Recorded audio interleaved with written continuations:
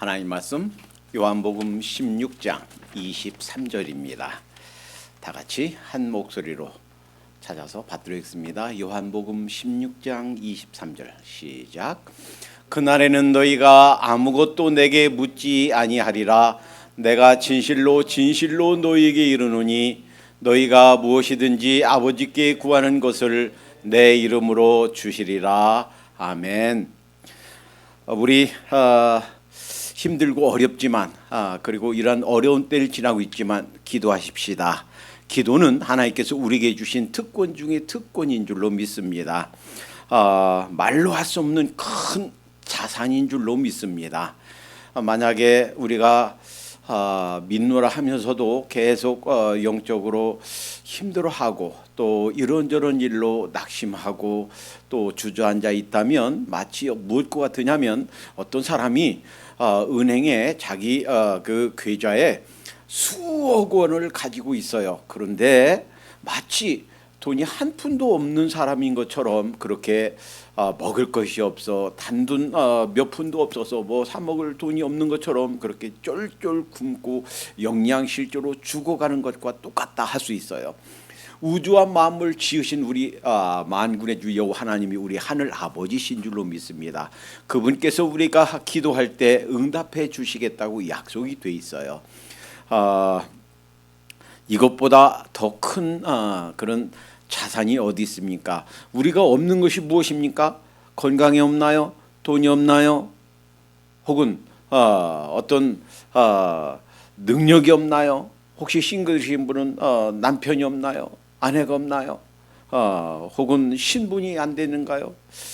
자, 있는 것을 얻게도 하시고 없는 것을 잊게도 하시는 하나님, 무에서 유를 창조하신 하나님, 그 하나님께 기도하면 주실 줄로 믿습니다. 그것이 어떤 영역이든 간에, 그것이 어떤 대상이든 간에. 그래서 로마서 8장 32절에 자기 아들을 아끼지 아니하시고 우리 모든 사람을 위하여 내어주시니가 어찌 그 아들과 함께 모든 것을 우리에게 은사로 주지 아니하시겠느냐, 이렇게 말씀하셨어요. 우리 예수 그리스도보다 더 귀한 것이 무엇이 있습니까? 그 예수 그리스도보다 더 값진 것이 무엇이 있겠습니까? 그런데 그 예수 그리스도께서 우리를 위해 죽으시고 하나님께서 예수 그리스도 그 아들을 주셨다면 그 어떤 것도 아끼지 않고 기도할 때마다 응답해 주시고 공급해 주실 줄로 믿습니다. 그런데 기도에 있어서 마치 숙제처럼 풀기 어려운 몇 가지 사실들이 있어요. 몇 가지 주제들이 있습니다. 참 이해하기 어렵고 성경을 봐도 잘 쉽게 들어오지 않고 과연 왜 그런가 하는 몇 가지 주제들이 있어요. 오늘은 그것들을 살펴보도록 하겠습니다. 맨 첫 번째, 그 기도에 관한 이슈들 가운데 첫 번째는 왜 꼭 예수님의 이름으로 기도해야만 되는가 하는 거예요. 그래서 어떤 사람들은 그렇게 오해를 합니다. 마치 예수님의 이름 이것이 무슨 주문처럼 그 알리바바와 40인의 도적들에 나오는 그 이야기에서 큰 보물 창고를 여는 그 주문이 바로 열려라 참깨, 마치 그것처럼 그냥 아무 말이나 하고 그냥 예수님의 이름으로 기도합니다라고 그 끄트머리 주문만 붙이면 다 그냥 응답되는 그 문이 그냥 보물창고 문이 쏙 열리는 이런 주술처럼 주문처럼 그렇게 생각한다 하는 거예요. 그렇지 않습니다. 그렇게 가르쳐 주신 적이 없습니다. 자, 우선 왜 우리가 예수님의 이름으로 기도해야 되는가에 대해서 첫 번째 우리는 이걸 생각해야 됩니다. 우리 인간은 죄인이기 때문에, 죄가 있는 죄인이기 때문에 하나님 앞에, 거룩하신 하나님 앞에 나갈 수가 없습니다. 심지어 구약에 미래 예수님이 오셔서 이루실 예수님의 대속의 사역을 미리 내다보고 그 예표로서 주신 구약의 제사 제도에 있어서도 대제사장이 자신의 죄를 먼저 속죄한 다음에, 용서받은 다음에 백성들이 죄를 가지고 하나님 앞에 나가도록 되어 있었어요. 그러니까 우리 스스로는 죄 있는 모습으로는 하나님께 나갈 수가 없다라는 거예요. 자, 그다음 그 하나님께 나갈 수 있는 길은 오로지 예수 그리스도 한 분밖에 없다라는 거예요. 그래서 요한복음 14장 6절에 내가 곧 길이요 진리요 생명이니 내가 바로 즉 예수님이 바로 하나님께 가는 길이다 하는 거예요. 그 길은 유일한 길이에요. only way예요. 다른 길은 없어요. 세상에 많은 종교들이 이런 주장하고 저런 주장하고 또 종교다원주의자들이 이런저런 얘기를 하지만 그러나 성경에서 하나님 말씀에서 분명하게 선포하고 있습니다. 내가 곧 길이요 진리요 생명이다. 나로 말미암지 않고는 아버지께로 갈 자가 없다. 이 세상의 그 어떤 길로도 아버지께 하나님께 가는 길, 죄 용서받는 길, 천국에 가는 길 없는 줄로 믿습니다. 그러니까 꼭 왜 예수님 이름으로 기도해야 되는가 하는 것은 하나님과 우리 사이에 우리 인간 죄인인 우리 인간 사이의 중보자 즉 하나님께 가는 길 유일한 길이 바로 예수 그리스도밖에 없다라는 거예요.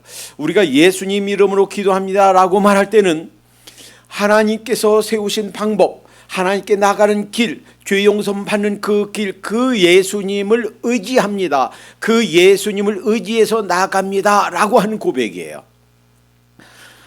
히브리서 7장 26절 27절 그렇게 말씀하셨지요. 이러한 대제사장은 우리에게 합당하니 예수님께서 그동안 구약에서 주신 대제사장 이것은 모형이고 참 대제사장이 바로 예수 그리스도란 말이에요. 합당하니 거룩하고 악이 없고 더러움이 없고 죄인에게서 떠나 계시고 하늘보다 높이 되신 자라. 저가라고 할 때는 예수 그리스도예요. 그리고 저 제사장들이 이때 저 제사장들은 구약에 있는 대제사장들이에요. 이들은 영원한 대제사장 우리 예수 그리스도에 대한 예표란 말이에요. 저 제사장들이 먼저 자기 죄를 위하고 다음에 백성의 죄를 위하여 날마다 제사 드리는 것과 같이 할 필요가 없으니 왜냐하면 이는 이게 예수님께서 단번에 자기를 드려 이루셨습니다. 그러니까 예수님이 십자가에서 여러분과 저를 위해서 제사를 드려주시고 단번에 영원히 유효한 그러한 제사를 드려주셨기 때문에 우리가 기도할 때 예수님의 이름으로 기도합니다라고 하는 것은 그 예수님의 공로, 예수님의 보혈, 예수님의 의의를 덧입어서 의지해서 하나님 보좌 앞에 갑니다라고 하는 고백인 거예요. 그래서 히브리서 10장 20절에 그 길은 우리를 위하여 휘장 가운데로 열어놓으신 새롭고 산 길이요 휘장은 곧 저의 육체이니라 이렇게 말씀하신 거예요.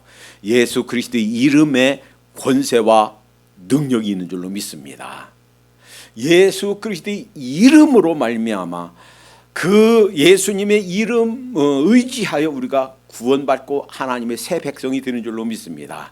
사도행전 3장에서 베드로와 요한이 가다가 성전 미문 앞에 앉아 있는 나면서부터 태어날 때부터 이게 다리가 그 앉은뱅이에요. 한 번도 평생 일을 한 적이 없습니다. 그저 하는 일이라고서 누군가가 이렇게 데려다 줘서 성문 미문에 앉아서 구걸하는 거예요. 한번 보십시오. 이것이 그의 일이에요. 그런데 내게 가진 것은 은금은 내게 없으나 내게 가진 것으로 내게 주노니 나사렛 예수 그리스도의 이름으로 걸어라 하고서 손을 잡아서 일으키니까 걷기도 하고 뛰기도 하면서 하나님 앞에 찬송드렸다고 그랬어요. 예수 그리스도의 이름으로 걸어라 하는 명령 한마디에 나면서부터 평생 안진맥이었던 사람이 일어난 줄로 믿습니다. 사도행 16장에 사도 바울 일행의 전도, 그러니까 아시아 쪽으로 가려고 하다가 유럽 쪽으로 가서 첫 번째 만난 곳이 그 빌립보인데 거기에서 첫 번째 만난 일이 어떤 일이냐면 박해받은 일이에요. 근데 왜 박해받았는가, 왜 감옥에 갔는가? 이유가 어떤 사람이 자기 종이 귀신 들렸어요. 근데 그 귀신 들린 여종을 통해서 점치는 거예요. 근데 그 점이 아주 신통방통해요. 딱딱 맞아요. 그러니까 돈을 많이 벌었어요.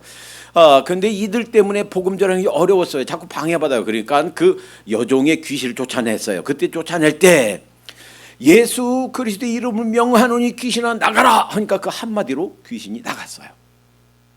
그러니까 이 여종의 주인이 자기 소득이 없어지니까 관과에 고소해서 그 매를 맞고 옥에 갇히게 된 것이었습니다. 그러니까 귀신이 쫓겨나가는 것은 예수 그리스도의 이름으로 한 명령 한마디 때문이었어요. 예수 그리스도의 이름, 여기에 권세가 있는 줄로 믿습니다. 예수 그리스도의 이름으로 병자가 낫고, 예수 그리스도의 이름으로 우리 기도가 응답되고, 예수 그리스도의 이름으로 또 잃어버린 영혼이 주님께 돌아오는 줄로 믿습니다. 온갖 악한 세력들이 결국 예수 그리스도 이름으로 우리 물러나는 줄로 믿습니다. 예수 그리스도 이름에 권세와 능력이 있는 줄로 믿습니다. 이제 예수 그리스도의 이름, 오늘 본문을 그래서 첫 번째 우리 풀기 어려운 숙제에 대한 그 해답으로 오늘 본문을 삼았어요. 오늘 본문에 뭐라고 그랬나요? 그날엔 너희가 아무것도 내게 묻지 아니하리라. 이때 그날은 이제 예수 그리스도께서 처형당하시고 장사진에 마되었다가 승천하시고 부활하시고 승천하신 후로 예수님이 가신 뒤로 예수님 대신에 보내실 성령님, 그분이 오시면 더 이상 이제 예수님께 이런 거 저런 거 물을 필요가 없어요. 예수님 계시도 않지만 이제는 성령님께서 오셔서 우리에게 가르치시고 생각나게 하시고 우리를 진리 가운데 인도하시고 성령님께서 해주시기 때문에 더 이상 예수님께 물을 필요가 없다 하는 거예요. 그래서 주신 말씀이 이거예요. 내가 진실로 진실로 너에게 이르노니 너희가 무엇이든지 아버지께 구하는 것을 내 이름으로 주시리라. 예수님의 이름으로 기도 응답해 주시겠다는 약속을 예수님이 하셨단 말이에요. 그리고 그 약속을 하나님께서, 성부 하나님께서, 그 예수님께서, 성령 하나님께서 그 약속을 지키는 줄로 믿습니다. 예수님의 이름으로 기도할 때, 예수님의 공로를 의지해서 기도할 때, 예수님의 의의를 덧입어서 하나님께 나갈 때 그 기도 응답이 되는 줄로 믿습니다. 자, 두 번째 이슈. 자, 혹시 우리 가운데 이런 생각을 하시는 분이 계실지 모르겠어요. 하나님께서는 천지전능하시고 우리의 형편과 사정을 다 아시지 않습니까? 하나님께서 뻔히 다 아시는데 왜 기도하라고 하나요? 우리의 필요와 상황을 다 아시면서 왜 우리가 기도해야 되나요? 그 기도할 필요가 있나요? 뻔히 아시는데. 왜냐하면 예수님께서 그렇게 말씀하셨거든요. 마태복음 6장 8절에 구하기 전에 너희에게 있어야 할 것을 너희 하나님 너희 아버지께서 아시느니라. 구하기 전에 하나님께서 다 아신다고 그랬는데 굳이 그 아시는 하나님께 기도할 필요가 있는가? 자, 이 부분에 있어서 왜 하나님께서 다 아시는데 기도하라고 하셨나? 기도할 필요가 있는가? 이 부분에 있어서 첫 번째, 하나님께서는 그분의 자녀들, 하나님의 백성들이 계속해서 everyday 하나님을 의지하고 또 하나님을 신뢰하면서 살기를 원하신다는 거예요. 그 단면으로 40년 동안 이스라엘 백성들이 광야를 지날 때 그 만나를 한꺼번에 일주일치, 한꺼번에 40년치 한꺼번에 준 것이 아니란 말이에요. 얼마만큼 줬어요? 하루치. 그래서 뭐 욕심껏 잔뜩 모아놓은 사람도 자기가 먹을 만큼만 먹지 그 남겨놓은 거 다 그냥 썩어서 못 먹게 됐단 말이에요. 다 상했단 말이에요. 그러니까 하루하루 한 걸음 한 걸음 원 스텝 원 스텝 우리가 필요한 만큼 에브리데이 하나님을 의지하면서, 그러니까 일주일 전에 받은 은혜, 1년 전에 받은 은혜 그거 가지고 그냥 우려 먹고 그냥 일주일 내내 1년 내내 그 은혜 의지해서 산다. 그렇게 살지 못하게 하셨단 말이에요. 매일매일 새롭게 주시는 음성, 새롭게 주시는 은혜, 새롭게 주시는 능력 받아가지고 살게끔 하셨다는 거예요. 우리를 하나님을 매일매일 매순간 하나님을 의지하면서 신뢰하면서 하나님을 따라 살도록 원하시는 것이 하나님의 계획이다라는 겁니다. 그래서 신명기 8장 2절에 이렇게 말씀하셨습니다. 내 하나님 여호와께서 이 40년 동안에 너로 광야의 길을 걷게 하신 것을 기억하라. 이는 너를 낮추시며 너를 시험하사 내 마음이 어떠한지 그 명령을 지키는지 아니 지키는지 알려 함이라. 왜 이런 고난을 주시는가? 왜 이런 시련을 주시는가? 하나님을 의지하며 사는지 안 사는지 보시려고 그랬단 말이에요. 에브리데이 하나님을 의지하며 살도록 그렇게 훈련하셨단 말이에요. 왜 우리에게 기도하도록 하셨는가? 왜 꼭 기도해야만 응답해 주시는가? 우리가 하나님을 의지하며 살도록. 주님, 오늘도 새 은혜 주세요. 어제 주셨던 은혜 말고요, 오늘 새 은혜 주세요. 말씀 보고 기도하면서 새롭게 하나님의 능력 받아서, 새롭게 하나님의 인도하심 받아서 살도록 그렇게 우리를 만드셨다는 것입니다. 두 번째, 기도를 통해서 왜 뻔히 알면서 기도하라고 하셨나? 기도를 통해 삼위 하나님과 우리가 사랑하고 교제가 깊어지기를 원하신다 하는 거예요. 요한복음 17장 26절은 예수님께서 잡혀서 돌아가시 직전에 마지막 한 기도에, 긴 기도가 나오는데 그 기도의 마지막 절이에요.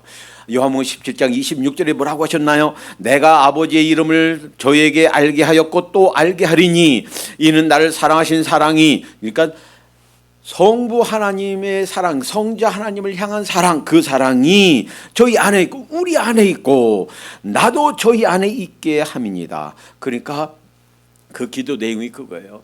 하나님, 성부 하나님, 성자 하나님, 성령 하나님 그 교제처럼 우리도 그 교제 속에 들어가서 죄송합니다. 그 교제가 깊어지고 그 기도로 교제와 기도가 깊어지도록 우리가 기도하도록 그렇게 하셨다 하는 겁니다. 셋째, 하나님께서 자기 백성, 하나님의 백성과 하나님과 커뮤니케이션하는 통로로 주신 것이 두 가지인데, 하나님께서 우리에게 말씀하시는 방법은 말씀으로, 성경으로 우리에게 말씀하시고, 우리가 하나님께 말씀드리는 방법은 기도라는 거예요. 그래서 기도는 일방통행이 아니란 말이죠. 하나님께서 우리에게 말씀하시고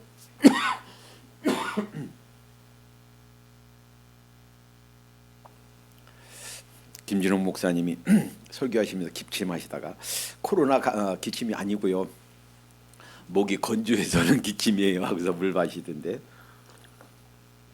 저도 코로나가 기침은 아닙니다. 가끔 목이 조여오면 그래요. 자, 그런데 이 하나님과 하나님 백성과 교통하는 통로, 의사소통하는 통로로 주신 것이 말씀과 기도다 하는 거예요. 그러니까 기도는 쌍방통행이다 하는 거예요. 그래서 혼자 기도할 때도 그냥 기도하면 막 기도하고 그냥 나가버리면 뭐 같으냐면 이런 것 같아요. 아이가 이제 학교에서 왔어요. 아빠, 왜 그러니? 내일이 운동이 안 돼요. 그래서요, 내일 새 운동화도 필요하고요, 운동복도 필요하고요, 우리 응원단에서 뭐 사서 뭐 만들기로 했어요. 그 이것저것 필요해요. 200불 주세요. 그러고서는 끝, 다 말씀드렸으니까 갑니다 하고서 막 달려나가요. 그럼 아빠가 뭐라고 그랬어요? 야야야야, 잠깐 이리 와봐. 너 200불 달라며 가지고 가야지. 이거가 똑같아요. 그냥 막 기도만 하고 땡 하고 가버리면, 그러니까 기도는 쌍방통이다라는 거예요. 아빠, 이런저런 일이 있어서 이만큼 필요해요. 뭐가 필요해요? 뭐 해주세요. 저 이렇게 그 라이드도 해야 돼요. 그러면 200불 받아야 될 거 아니에요. 아빠 주머니에서 나와서 받아야 될 거 아니에요. 그리고 어디에서 내일 어디서 몇 시에 어디서 어디까지 라이드 해야 될지 약속 장소를 정해야 될 거 아니에요. 구체적으로. 그래야 아빠가 그 약속 장소로 나가서 라이드를 하고 아빠가 이것저것 도와줄 거 아니에요. 그러니까 기도란 것은 이렇게 하나님과 그 교제가, 하나님과의 그 커뮤니케이션이 깊어지는 그런 방법이다라는 겁니다. 자, 그래서 마태복음 21장 22절에 예수님이 이렇게 약속하셨어요. 기도를 통해 하나님께서 우리가 그리스도의 형상으로 닮아가게 하시고 너희가 기도할 때 무엇이든지 믿고 구하는 것은 다 받으리라 하시니라. 믿고 기도하는 거 하나님께 응답해 주시겠다. 그리하여 그 뻔히 다 알지만 기도함으로 응답해 주시고, 또 우리가 하나님 말씀 성경을 통해서 하나님의 음성을 듣고 이렇게 교제하도록 하나님께서 주신 방편이 기도다라는 겁니다. 자, 세 번째 이슈가 있어요. 이거 좀 심각한 문제인데, 기도가 할 때, 우리가 기도할 때 기도함으로 하나님께서 행동하시는 방식이 달라질 수 있습니까? 다시 말하면 우리가 기도할 때 하나님의 뜻이 바뀌기도 합니까? 라는 문제예요. 특별히 장로교 계통의 교단에서 신앙생활을 오래 해오신 분들은 바뀌지 않는다 이렇게 배워왔습니다. 고등 칼빈주의, 급진 칼빈주의, 과격한 칼빈주의에서 가진 예정론은 마치 결정론과도 같습니다. 이런 거예요. 하나님께서는 우리 개인과 전체 인류 역사에 대해서 변함없는 모든 것들을 다 예정해 놨다. 그리고 그 피조물인 우리 인간들이 무슨 기도를 하든 어떤 행동을 하든 그것과 상관없이 하나님의 뜻대로 그냥 다 이 세상 역사가 흘러간다. 그것은 결정론이에요. 그리고 그것은 성경에서 가르쳐주는 예정론과 좀 다릅니다. 어떤 학자들이 주장하는 것처럼 성경에 근거한다기보다는 헬라 철학에 근거한 주장들입니다. 헬라 철학, 우리가 헬라 철학의 대표자 하면 소크라테스, 플라톤, 아리스토텔레스로 이어지는 대표되는 그런 철학이죠. 이들이 생각하기에 여러분 그리스 신화는 보세요. 너무도 많이 변해요. 요랬다 저랬다. 제우스 신도 바람 펴가지고 그 아내한테 들킬까봐 태에서 그 태아를 꺼내서 장단지에 숨기고 그 디오니소스 술의 신 아니에요. 싸우고 죽고 변하고 이렇게 저렇게 배신하고 하도 많이 신들이 변하니까 절대자 신은 적어도 변하지 않는 신이어야 된다 하는 것이 헬라 철학자들의 신론이에요. 이들이 주장하는 것 중에 하나가 immutability of God, 하나님의 불변성. 그런데 물론 하나님의 존재, 하나님의 절대적인 뜻 변하지 않습니다. 그러나 하나님께서 인류 역사에 개입하신 방법, 하나님께서 그 하나님의 백성들을 향한 하나님의 그 행동 방식에는 그 백성들이 어떻게 반응하는가, 어떻게 결정하고 어떻게 행동하는가에 따라서 그에 따라서 새롭게 반응하는, 다시 말하면 인간의 반응에 역동적으로 반응함으로 우리 인간과 함께 인류 역사를 만들어 가시는 것이 하나님의 손길이고, 그 손길이 바로 신구약 성경에서 보여주시는 하나님에 대한 예정 개념입니다. 수도 없는 그런 증거들을 보여드릴 수 있어요. 몇 가지만 볼까요?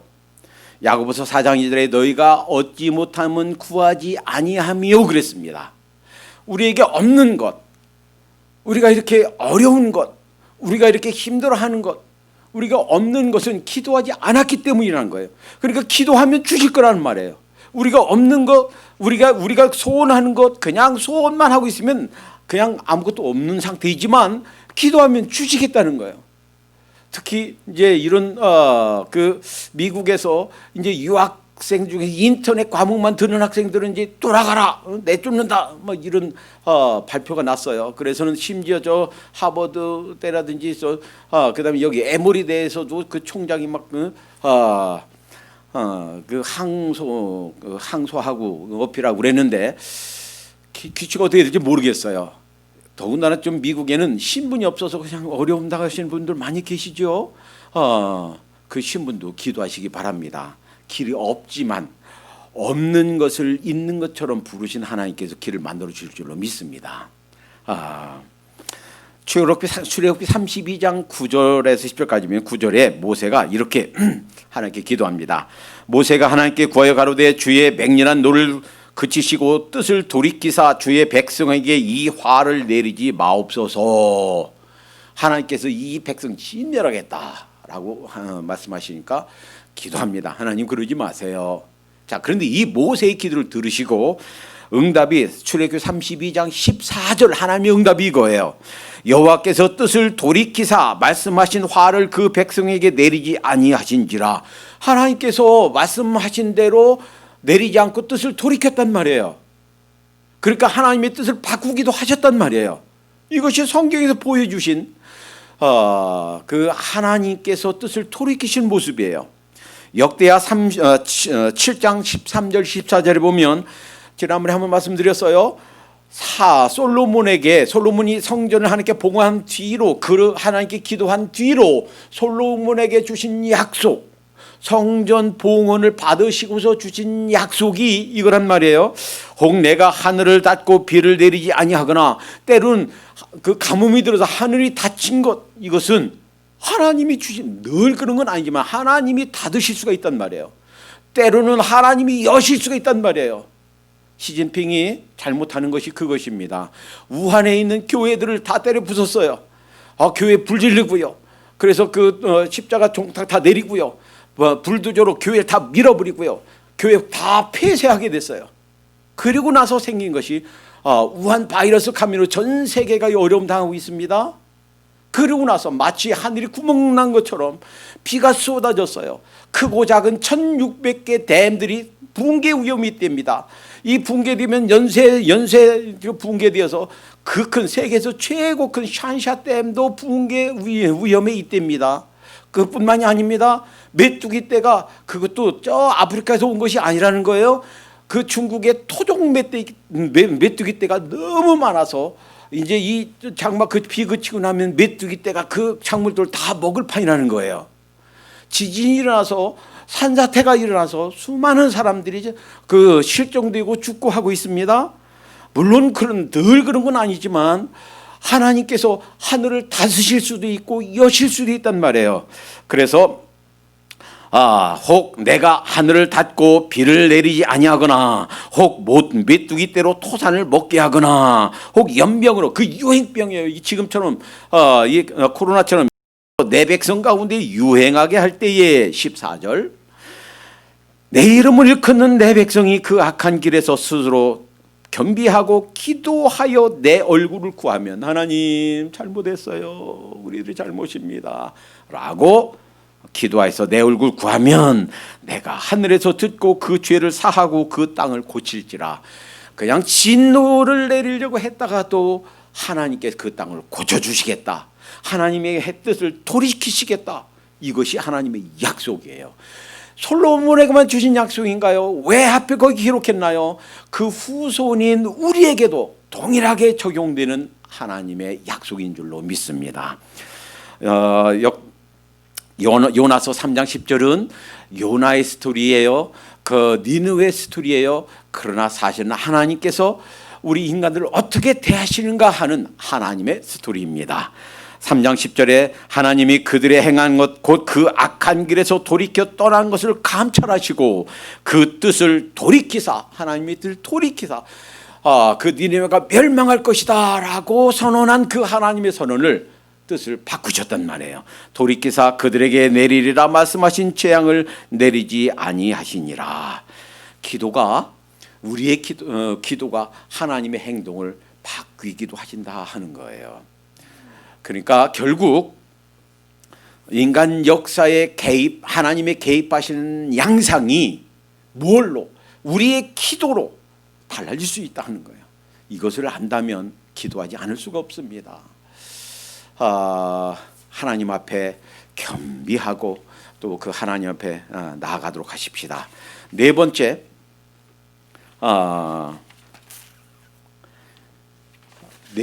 꼭 좀 점검해야 될 것은 그거예요.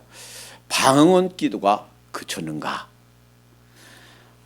이 부분에 대해서는 몇 시간을 할애해도 시간이 부족합니다. 그래서 간단히 이 부분에 대한 대답, 세대주의자들은 yes, 그쳤습니다. 초대교회에 이제 교회 시대가 열리면서 그 트랜지션, 그 전환기에만 주신 현상입니다. 지금은 다릅니다. 사도행전 2장과 고린도전서 12장의 방언이 다릅니다. 지금 방언은 더 이상 하나님께서 성령님이 주시는 은사가 아닙니다 라고 말하는 것이 세대주의 신학자들의 주장이에요. 얼마 전까지만 해도 우리가 속해 있는 미남침례 교단 SBC에서도 방언이 그쳤다고 봤습니다. 그래서 방언을 한다거나 방언을 인정하면 육기신학교 교수라든지 각 기관 IMB나 NEM 그러니까 해외 선교부, 국내 선교부 스텝이 되지 못했습니다. 또 해외 선교사로 파송받는데 실격이 됐습니다. 그러나 이제 달라졌습니다. 그래서 방언을 인정한다고 대답을 해도 선교사로 파송받고 스텝으로 기용됩니다. 우선 이 부분 너무 많은 시간이 필요하기 때문에 제 개인의 확신만 요약해서 말씀드립니다.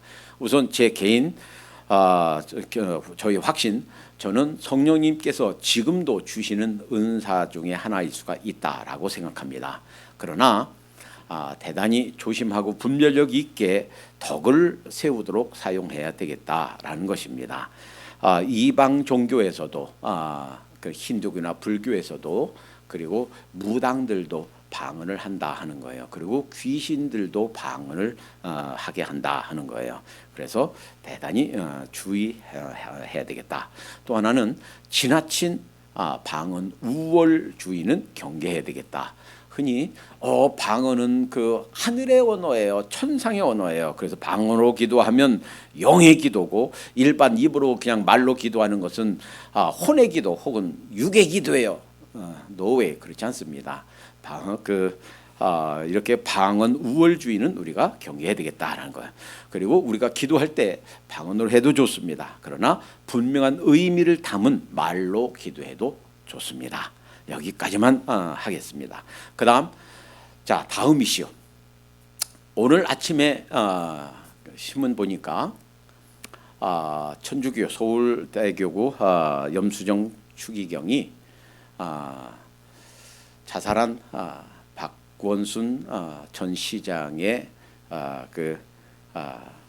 참배를 했습니다. 그러면서 그 신문 기자가 그것을 뽑았어요. 캐톨릭 천주교의 교리에 의하면 그 죽은 자들 참배하는 거, 그 자살한 자들을 옹호하지 않는다. 세 가지 이유에서라는 거예요. 첫 번째, 우리 생명의 주인이 내가 아니고 하나님인데 우리 주인 그 생명을 마음대로 할 수 없다. 또 하나는 생명 존속을 위해서 그 건전한 생명 유지 존속의 방법이 아니다. 셋째, 이 어떤 사람이 자살하면 그 주위에서 많은 사람들이 모방 범죄가 일어난다. 그래서 천주교에서 그 자살자를 장례한다거나 자살자를 위한 이제 예배는 지지하지 않는 데입니다.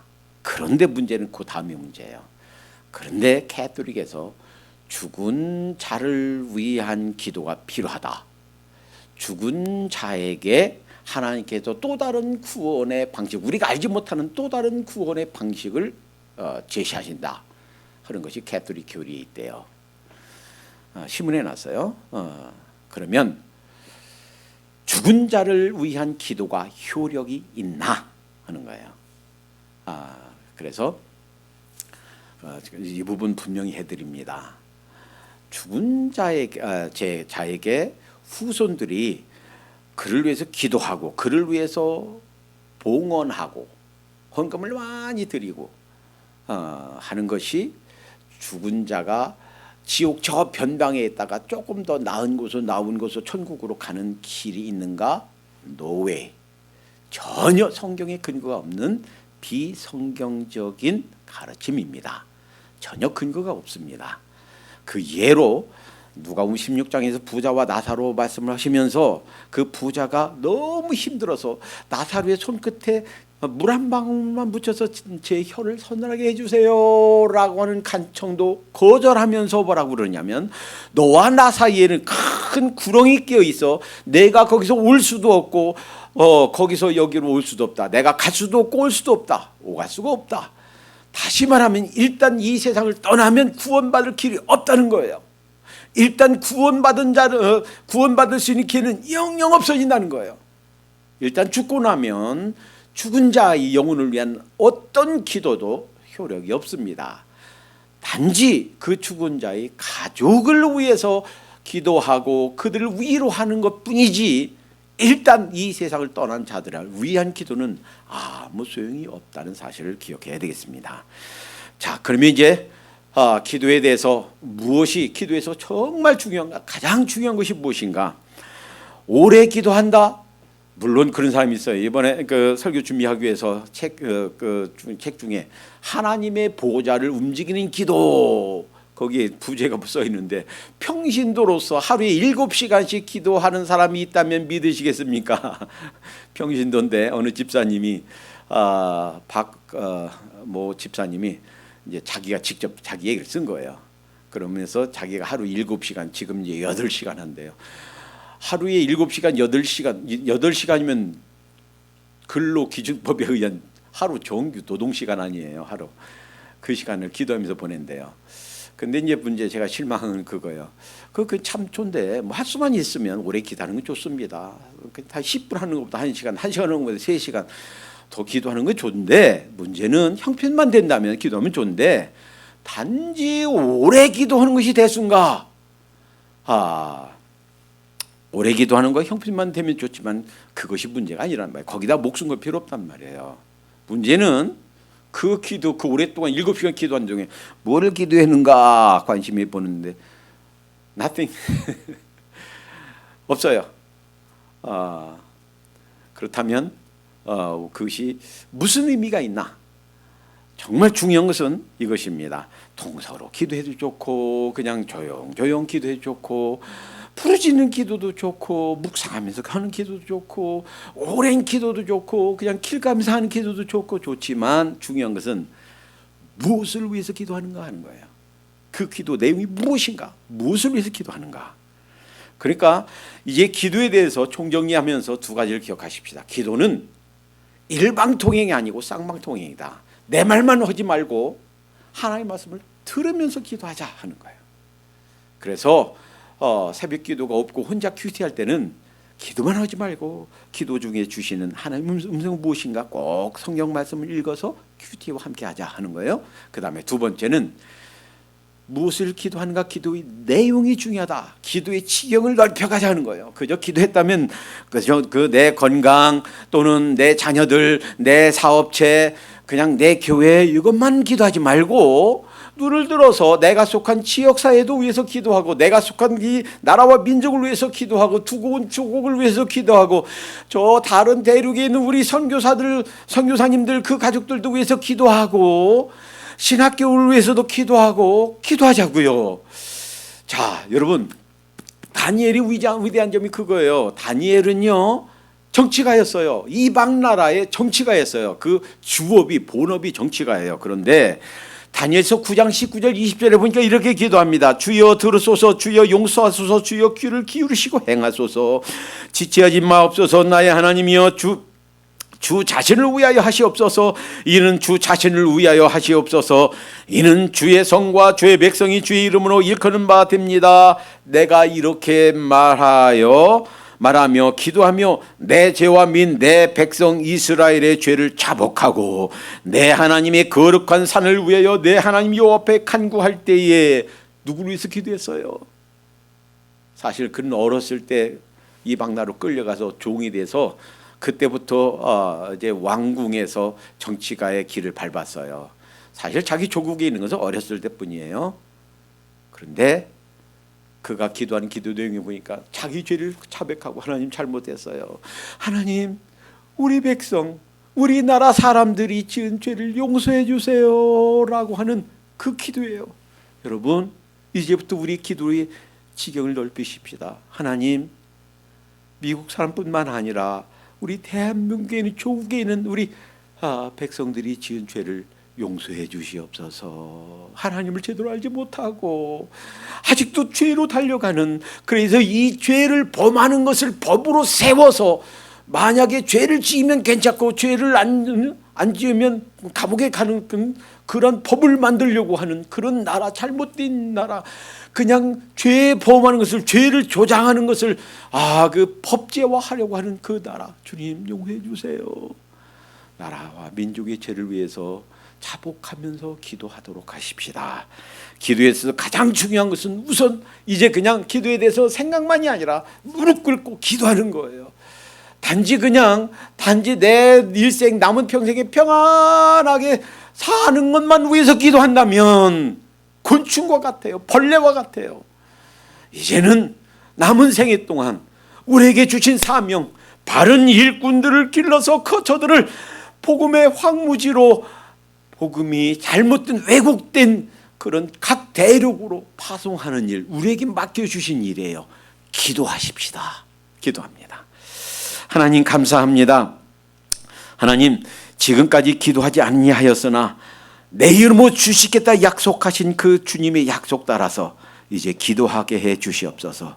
나와 및 나에게는 소수의 사람들만 위해 기도하지 않고 이제 눈을 넓혀서 기도의 지경을 넓혀갈 수 있도록 도와주시옵소서. 우리 기도의 대상이, 우리 기도의 내용이 하나님 우리 조국을 대신하여 회개하고, 하나님 정말 각 대륙이 주님 오시기 직전 복음의 불길이 불처럼 타오르는 그 일을 위해서 새롭게 우리의 기도와 지경이 넓어질 수 있도록 인도해 주시옵소서. 예수님의 이름으로 기도하옵나이다. 아멘. 부르신 곳에서